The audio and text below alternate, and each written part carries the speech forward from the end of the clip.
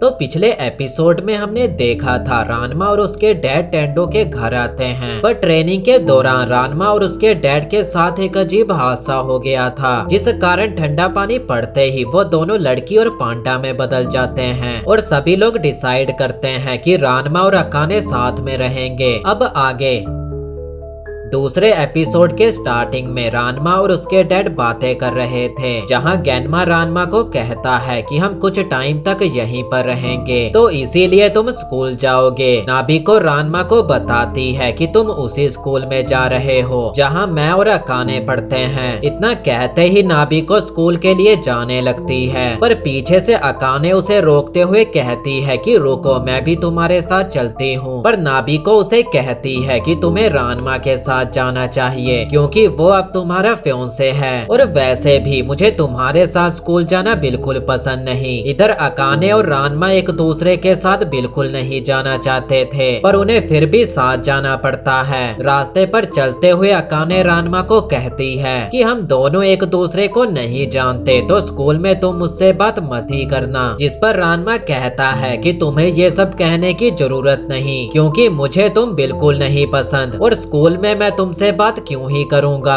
तभी पीछे से गेनमा आकर रानमा को जोरदार मुक्का मारता है और कहता है कि बेशरम, तुझे लड़की से बात तक करनी नहीं आती, और शुक्र मना कि तुझे ये मिली, नहीं तो तुझ जैसे लड़कों को लड़की चूज करने का मौका तक नहीं मिलता। तभी रानमा लात मार कर गेनमा को पानी में फेंक देता है और कहता है कि क्या आप कुछ कहने वाले थे, पर अफसोस पांडा तो बोल ही नहीं सकते। अब वो दोनों वहीं पर लड़ना शुरू कर देते हैं और तभी रानमा गेनमा का ध्यान भटका देता है और उसे लात मारकर दूर फेंक देता है। पर तभी एक आंटी रानमा के ऊपर ठंडा पानी फेंक देती है, जिससे रानमा लड़की में बदल जाता है। अब वो लड़की बनकर तो स्कूल जा नहीं सकता था, तो वो घर जाने लगता है ताकि वो खुद पर गर्म पानी डालकर पहले जैसा हो सके। पर अकाने उसे रोककर कहती है कि ऐसे तो तुम लेट हो जाओगे, मेरे पास एक आइडिया है, तुम मेरे साथ चलो। अकाने रानमा को लेकर एक आंटी के घर आती है, जहां वो गर्म पानी मांगती है। इधर रानमा घर के बाहर खड़ा हुआ था, तभी उसके पीछे एक स्केलेटन का हाथ पड़ता है, जिससे रानमा काफी बुरी तरह से डर जाता है। पर वो स्केलेटन एक बंदे का था, जो रानमा को कहता है कि मुझे माफ करना, शायद मैंने तुम्हें डरा दिया। तभी अकाने गर्म पानी लेकर वहां पर पहुंच जाती है और उस बंदे को देखकर वो शर्माते हुए कहती है, डॉक्टर टोफू, अब आप कैसे हैं? जिस पर वो बंदा कहता है कि मैं ठीक हूँ और मैं तुम्हें कितने समय बाद देख रहा हूँ। इधर रानमा खुद के ऊपर गर्म पानी डालकर पहले जैसा हो जाता है और फिर ये दोनों भागते हुए स्कूल की ओर जाने लगते हैं। जाते हुए रानमा पूछता है कि आखिर वो बंदा कौन था, जिस पर अकाने कहती है कि डॉक्टर टोफू हड्डियों के डॉक्टर हैं और वो काफी अच्छे इंसान हैं। तो रानमा कहता है कि क्या वो काफी ज्यादा ताकतवर भी हैं, जिस पर अकाने कहती है कि हाँ, पर तुम्हें ये कैसे पता?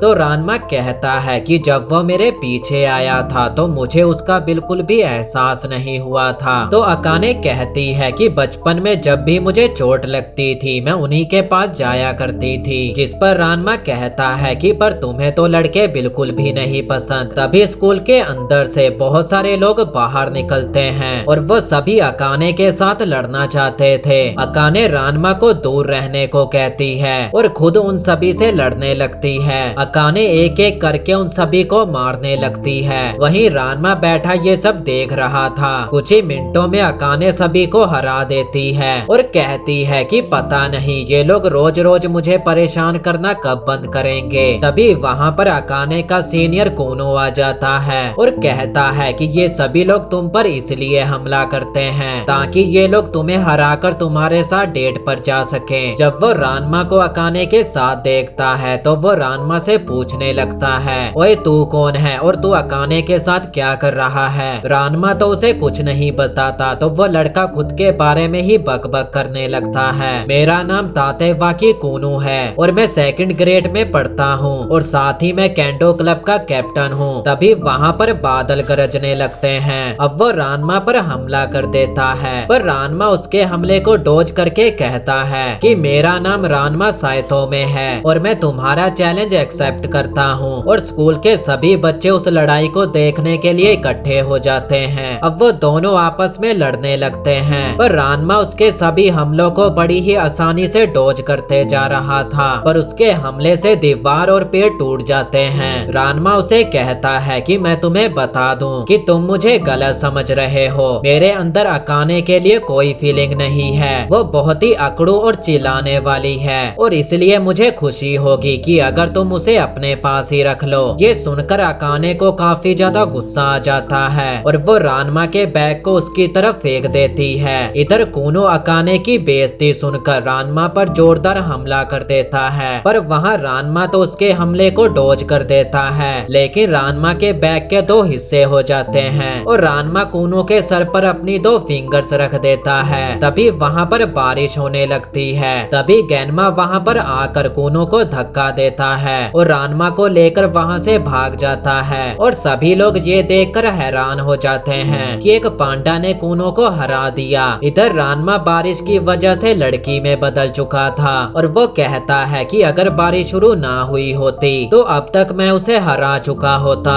तभी अकाने वहाँ पर आकर कहती है कि मुझे ऐसा नहीं लगता, तुम अपनी गर्दन पर देखो। रानमा की गर्दन पर निशान पड़ा हुआ था। इधर कूनो के सर पर रानमा ने इडियट लिख दिया था। अब क्लास में टीचर रानमा को सभी से मिलवाते हैं और अकाने और रानमा को देर आने की वजह से कॉरिडोर में खड़े होने को कहते हैं। जहाँ खड़े ये दोनों फिर से लड़ने लगते हैं और रानमा अकाने से पूछता है कि आखिर वो सभी तुम्हारे पीछे क्यों पड़े हुए थे, जिस पर अकाने कहती है कि ये सब कूनो की वजह से है। उसी ने सभी को कहा है कि अगर कोई मेरे साथ डेट पर जाना चाहता है तो उसे मुझसे लड़कर मुझे हराना होगा। इधर नाभी को कूनो को बताती है कि अकाने और रानमा दोनों अंगेज हैं। ये सुनकर कूनो जोर जोर से चीखने लगता है तो टीचर कूनो को क्लास से बाहर निकाल देते हैं और कूनो अपनी तलवार लेकर रानमा को ढूंढने के लिए निकल पड़ता है। इधर रानमा अकाने को कहता है कि इसका ये मतलब है कि हर सुबह तुम कूनो के साथ लड़ती हो। तो अकाने कहती है कि हाँ, पर हर बार मैं उसे हरा देती हूँ। तभी कूनो वहाँ पर आकर रानमा के ऊपर पानी फेंक देता है, पर रानमा उससे बच जाता है। कूनो चिल्लाते हुए कहने लगता है मैं तुम्हें नहीं छोड़ूंगा और मुझे ये बिल्कुल पसंद नहीं कि तुम अकाने के साथ अंगेज हो। और तभी पूरी क्लास को इसके बारे में पता चल जाता है और वह सभी अकाने से इसके बारे में पूछने लगते हैं। तभी पूरा स्कूल वहाँ पर इकट्ठा हो जाता है और वह सभी रानमा और अकाने से सवाल करने लगते हैं तुमने अकाने टेंडो का दिल कैसे चुराया, हम सबको इसके बारे में जानना है। तभी कूनो फिर से रानमा पर हमला कर देता है तो रानमा वहाँ से भागने लगता है और भागते हुए कहता है कि अब हम यहाँ पर नहीं रह सकते, तो तुम्हें मेरे साथ भागना होगा। ये सुनकर अकाने की दोस्त कहती है कि क्या अब इन दोनों में से जो जीतेगा तुम उसके साथ डेट पर जाओगी। तो जल्दी बताइए आखिर आप कैसा महसूस कर रही हैं। इधर रानमा और कूनो विंडो से बाहर कूद जाते हैं। तभी रानमा देखता है कि नीचे पूल है और वो दोनों पूल में गिर जाते हैं। कूनो तो पानी में गिरते ही बेहोश हो जाता है और रानमा लड़की बनकर पूल के अंदर बैठा हुआ था।